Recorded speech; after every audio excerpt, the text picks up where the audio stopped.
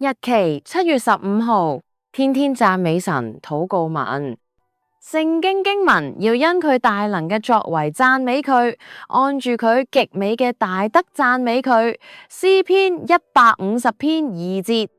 哈利路亞，讚美主，因你係為人伸冤嘅主上帝，將生命同埋慈愛賜俾我嘅主啊！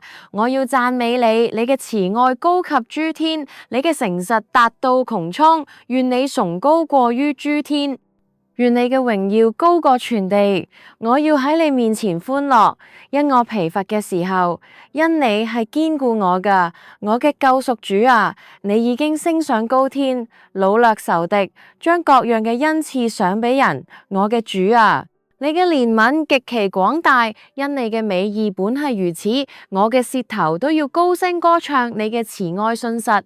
大有憐憫嘅主啊，求你按你嘅慈愛憐恤我，按你豐盛嘅恩典塗抹我嘅過犯。求你將我嘅罪孽洗除淨盡，並潔除我嘅罪。上帝啊，求你為我做清潔嘅心，叫我裏面重新有正直嘅靈，唔好丟棄我。叫我離開你嘅面，求你叫我贏得救恩之樂，賜我樂意嘅靈扶持我。主啊，求你叫我嘴唇張開，我嘅口便傳揚讚美你嘅說話。